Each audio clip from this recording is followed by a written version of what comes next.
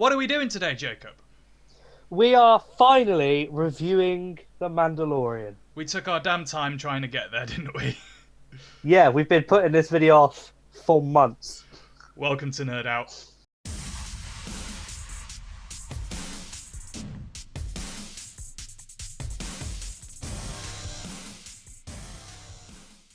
Bit of honesty to start it off. Oh yeah, definitely. Okay, Jacob. So, Mandalorian. I think we're just gonna dive straight into this one because you're gonna be taking the lead on it. You're your NerdOut's like TV and film kind of man. Yeah, probably Star Wars man as well now. Star Wars man. I'm more gonna sit on the sidelines and provide a different perspective, whatever that is. Yeah. So initial kind of thoughts on the series. Initial thoughts, absolutely loved it. I thought when the trailer came out, I was a bit iffy. But I actually loved the fact it wasn't very over the top. There wasn't as much sci-fi elements in it as there could have been. When you think of the prequels, it was just oh yeah, space battle this, space battle that. Whereas this was no, keep it self-contained. The episodes at the beginning were very, very loose. There wasn't a plot until, the plot was there, but it was and then they forgot about it from episode 4 to episode 6, and then episode 7 they were oh yeah, need to carry on with that. What were your initial views? Yeah, no, I really, really, really enjoyed it. When I first heard that they were bringing out a Star Wars TV show, I was like, great, what's Disney going to do with Star Wars now? Even though I enjoyed Rise of Skywalker, I was still like, Jesus Christ, Disney, please, you're desecrating one of the very few loves of my life that I have left now, because I can't get a girlfriend. Or a Warhammer film. Or a Warhammer film. Anyway. Yeah, no, so I was dubious at first, but I do like how Disney have created a nitty-gritty series. I quite enjoyed how gritty it actually was and how gritty it was going to get. Yeah. All that. I was very surprised by it. The characters, I fell in love with quite a lot of the characters. Some of their plot, some of their arcs were very well thought out. But also plot lines. I agree with you. There was a plot somewhere at the start. It got introduced, and we were like, "Oh my god, this is the plot. This is the whole thing." And the plot was just it's a tiny little plot, and it's green, and it's there for the entire series. And then it's like, "Oh yeah, you know that green thing? It does stuff." The child, Yeah, I think or the child I'm talking about, the biggest plot device and merch device that I can possibly think Disney could. The best thing Disney could come out with. Yeah, and they screwed themselves up by releasing Mandalorian so late that they couldn't release any of the Baby Yoda stuff for Christmas. No, yeah, well that's the thing. They released it earlier in America, and we didn't get it over here in the UK till recently. But yeah, we watched it early because we're illegal bastards. But it's also they lost a lot of money by not releasing it in the UK at the same time, but also the fact that I saw it was over 1 million people cancelled their subscription to Disney Plus when The Mandalorian finished. That just shows how much money that show brought in for them originally. Yeah, but no, yeah. So yeah, that's the initial thoughts. As I said, Jacob, you're gonna have to lead this one. Right, with The Mandalorian, I thought. I think it's interesting because obviously I've watched the Clone Wars, I've watched Rebels, and until then, in the Clone Wars, very rarely do you see the Mandalorians keep their helmets on. Yeah. Sorry, this Vimto is just so good. So it'd be interesting to see in season 2 when that whole we don't take our helmets off kind of kicked in. Yeah. Because that must have been down to when the Empire started trying to kind of take over Mandalore, or afterwards, because even in Rebels, Sabine just doesn't bother wearing a helmet. The best character by far, and I'm going to say this in every film he is in, is IG-11, because a droid that sounds like Korg is fantastic. And I'm not going to lie, when they basically killed him in the first episode, I was like, nah.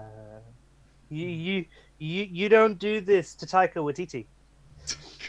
And then he came back and then Yeah. died again. Spoilers, by the way, if you haven't watched Mandalorian. Although, if you haven't watched Mandalorian, what rock are you living under?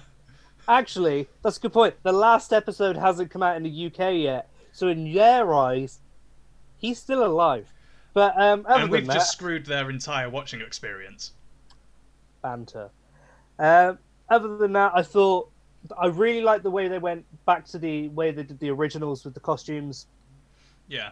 And you could tell that with Kuil, I think his name is, the little bloke. Oh, I have spoken. No, I can't remember what his race is. But yeah, you could definitely tell that was practical made. That wasn't CGI. Yeah, I do like that especially with the newer Star Wars films as well. You saw it in Rise of Skywalker and you saw it in The Force Awakens, where they mixed practical and CGI effects to make a good working relationship, to make a visually stunning like piece of film and TV. Yeah.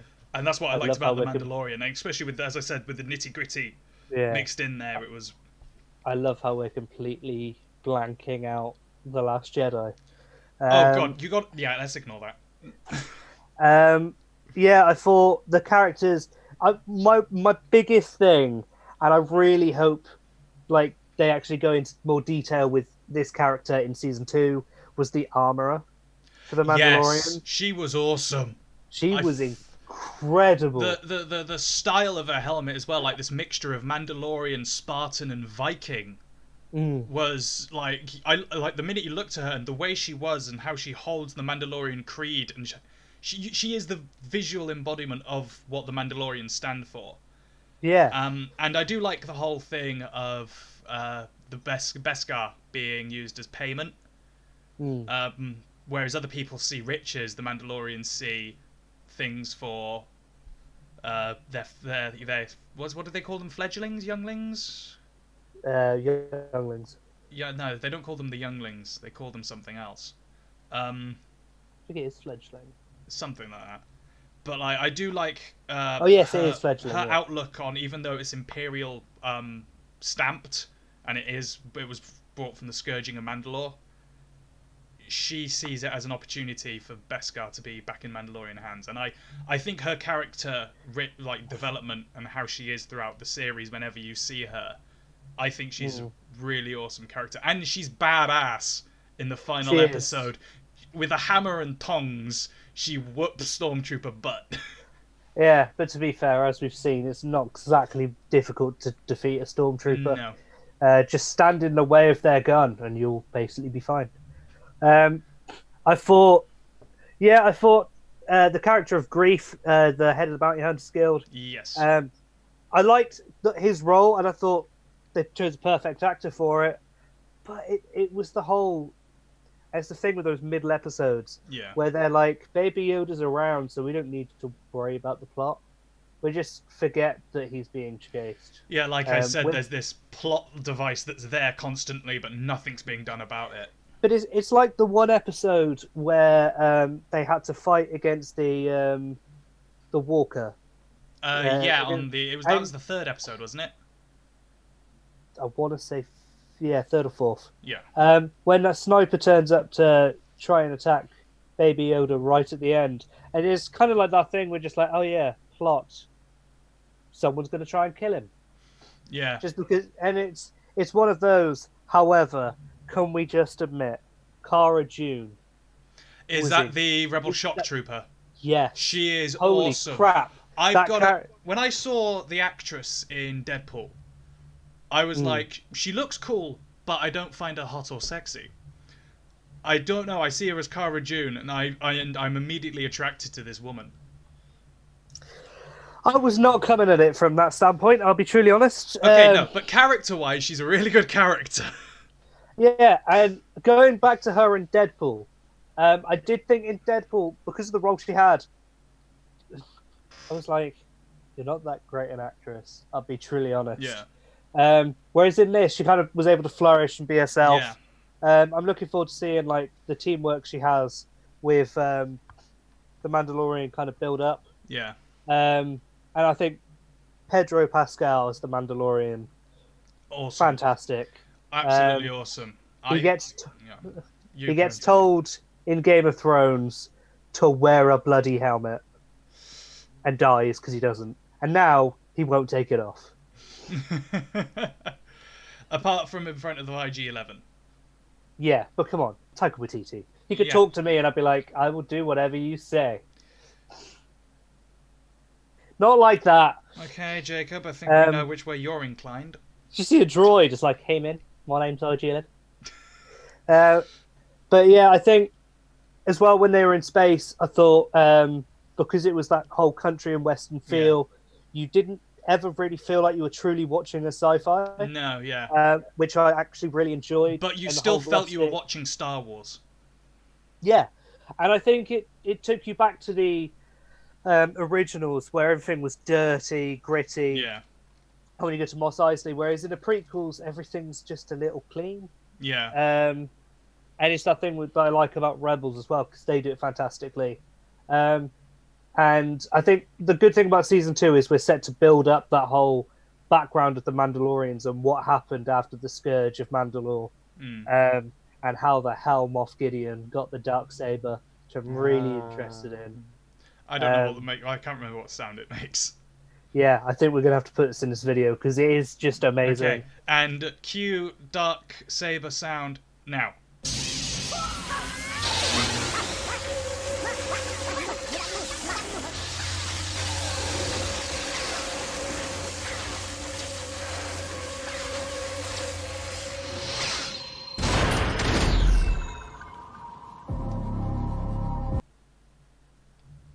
I don't know.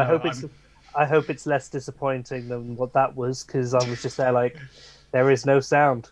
And then yeah, I think that's gonna be interesting. I really hope the character of Sabine from Rebels comes back because she wielded the Darksaber for a bit in Rebels before handing it off. I can't remember who to, but that was when the Mandalorians they had like they rebelled against the Empire basically.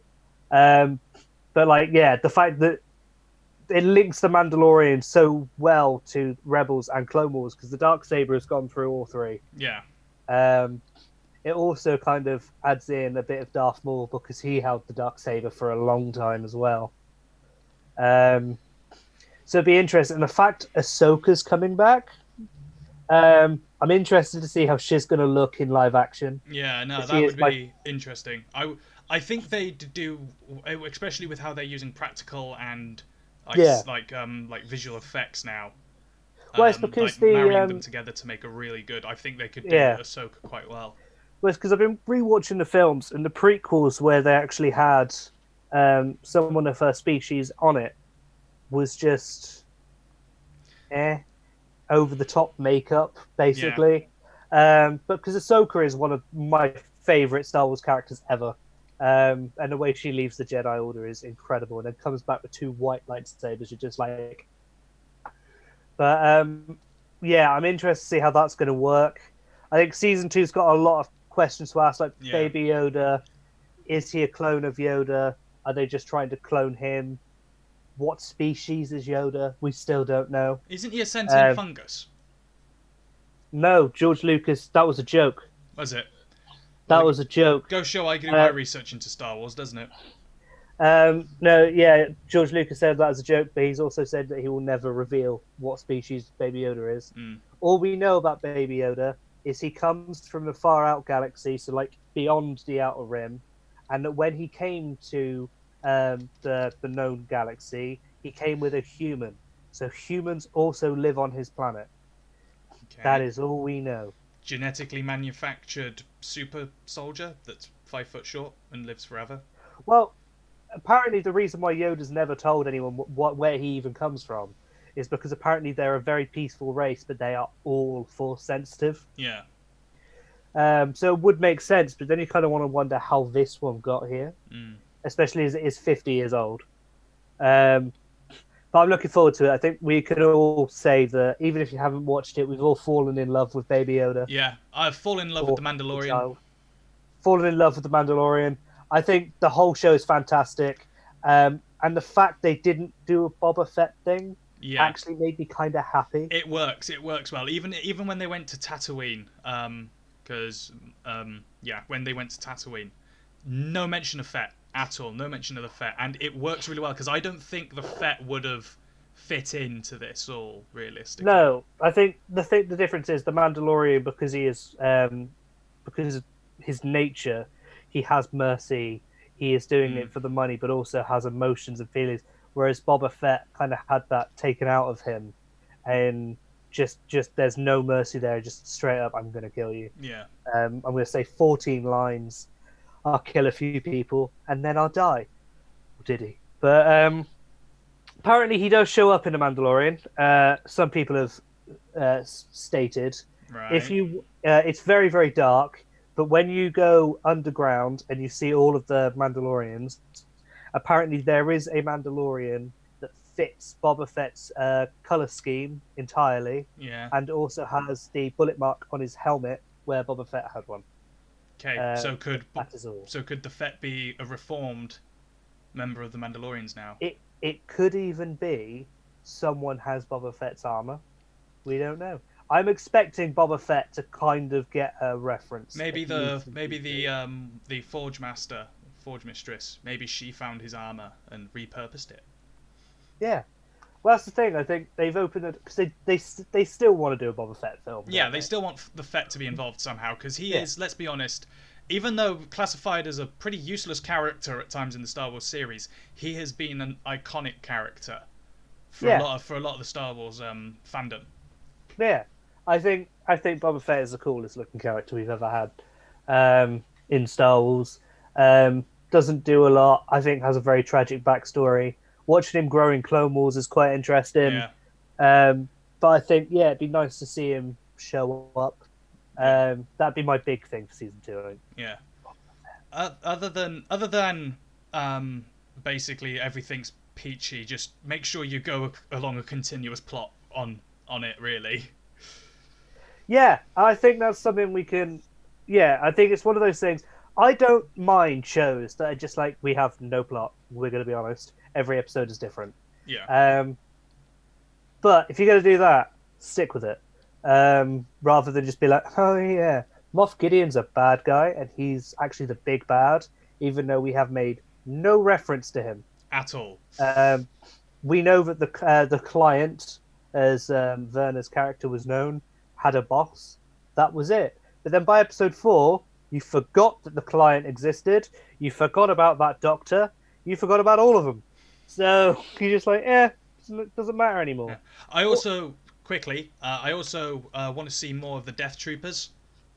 Because they seem to keep bringing them back, and I quite like the whole thing of, like, the Death Troopers are still out there, and that the Empire's elite are still active. Well, it's something that I've seen, and they were like, could the Mandalorian be building up to Snoke? Maybe the Rise of Supreme Leader Snoke. Interested by. Yeah. And could Moff Gideon be trying to start the process of the First Order? Which I think would be fantastic, because we do need that canon continuity. Yeah. Unfortunately, let's be fair, not a lot of us care for canon anymore because Star Wars Legends is oh so much better, but we still need it. But yeah, I think it's just that keeping the continuity going, keep the plot line existing. Also, Prison Break episodes, happily have them again. Yeah. That was my favorite. I love Richard Ayoade's appearance in it as well as the droid. I little celebrity appearances in that I think was amazing. One of the scout troopers in the final episode, whilst they were the two that were basically talking with the child in them. He's the main character, the main guy from We're the Millers. Yeah, I know. I saw that, and you could tell that it was hilarious. I loved that. I loved that little thing. Like, Disney are making the stormtroopers human. They're making them people with conversations and personalities. Well, that's the thing. Like, they did it with and that's one thing that I loved about the new films. Yeah. Is the fact that you had, like, I think you had Gary Barlow, you had Prince Harry, you had Ed Sheeran, Daniel Craig. Yeah, you had all of them, and you're like, this is absolutely fantastic the way they've done this. Because who wouldn't want to get a call? No matter how famous you are, if you get a call saying, "Do you want to be in a Star Wars film?" you'd be like, Hell yeah. What am I? Stormtrooper. Oh yeah. Ed Sheeran's now ticked Star Wars and Game of Thrones off his bucket list. He's just got Lord of the Rings to do now. Let's hope Netflix doesn't kill that. It's Amazon Prime. I don't care anymore. Well, they did well with Good Omens and Vikings. Oh yeah, that's true. Vikings wasn't them actually. No, Vikings was Sky. No, it was. I think it was like the History Channel that actually made that. Okay. Anyway, going off topic now. Yes. But so, yeah. How would you like on like a nerd rating scale? And your nerd rating of the Mandalorian TV series? Out of 5 or out of 10? Out of 10.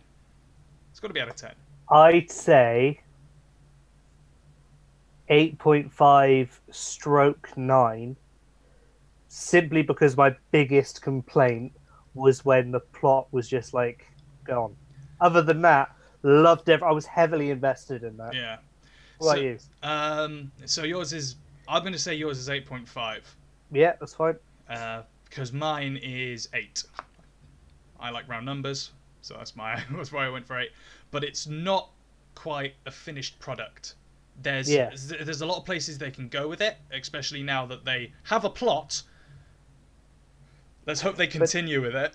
And they've now got some time to actually do some writing. Yeah. But also, and actually, yeah, I'm gonna say solid 8.5 because my biggest complaint of all of it, 8 episodes. Yeah, they need more episodes. They really need more episodes. That wasn't enough for me. It was like The Witcher only had 12 episodes. No, that had 8 as 10. well. It was 8 or 10? Yeah. I think it was 10. Like, because that was my biggest complaint about The Witcher. The first season of The Witcher, it was like, there's not enough episodes. There's not enough episodes for The Mandalorian either. So yeah. See, my biggest thing about The Witcher was the fact I didn't actually enjoy it until the first proper combat scene in episode 1, like 40 minutes in. Like that was it. That's a different video altogether, though. Actually, another complaint: The Mandalorian, right? And this is just a bit of a character thing, right? If he's such a good bounty hunter, right, he needs to be better at combat. All I'm saying. Yeah, Mandalorians are known for their hand-to-hand combat as well as their blaster training and aerial. Yeah, and the ultimate Mandalorian usually wields the Darksaber. So, like, he's probably going to end up wielding it himself. So, just a little bit of an improvement there. Okay. So, basically, work on your stunts, man. Work on your stunts, more episodes, and actually learn to use plot. Okay. Well, thank you for joining me and Jacob for this drawn-out review of The Mandalorian Season 1. If you like that, like, comment, subscribe, dislike, tell us why you dislike it. We ranted about that in our last video. And we'll see you in the next one. Bye-bye.